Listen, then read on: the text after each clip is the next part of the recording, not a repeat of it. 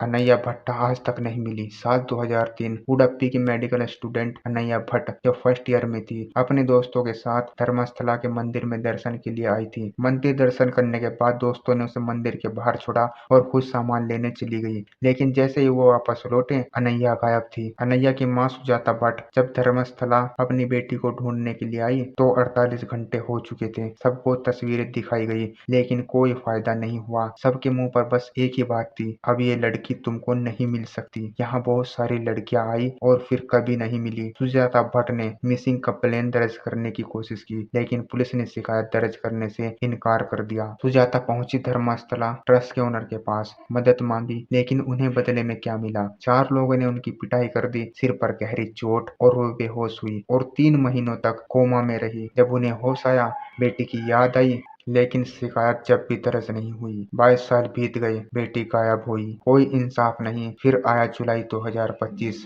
जब एक गवाह ने दावा किया कि 1995 से 2014 तक उसने 400 लड़कियों को धर्मस्थला की जमीन के अंदर दफनाया था, जिनका शोषण किया गया था। इस खुलासे के बाद खुदाई चालू हुई। सुजाता की उम्मीद फिर जगी। उन्हें लगा क्या पता मेरी बेटी भी उन्हीं लाशों में से एक हो। एक बार उन्होंने वकील मंजूनाथ को कॉल किया, एसआईटी के पास पहुंची और पहली बार 22 साल बाद अनैया भट्ट की एफआईआर दर्ज हुई। अब एसआईटी को अनैया का केस भी मिला है। डीएनए जांच के बाद पता चलेगा कि क्या उन हड्डियों में से कोई हड्डियां अनैया की भी है या फिर किसी और पीड़ित की। लेकिन सवाल सिर्फ अनैया का नहीं है। एक गवाह जयंत जो टीवी के सामने निकल कर आया है, जिसने बोला है कि अब से लगभग 15 साल पहले उसने 14 से 15 साल की लड़कियों की धर्मस्थला के जंगलों में लाशें देखी थी। उसने इस चीज के बारे में पुलिस को भी बताया था, लेकिन पुलिस ने उल्टा उसे डरा धमका दिया था और उस लाश को बिना पोस्टमार्टम दर्ज करे दफन करवा दिया था। अब उसकी गवाही के आधार पर भी एफआईआर दर्ज हो सकती है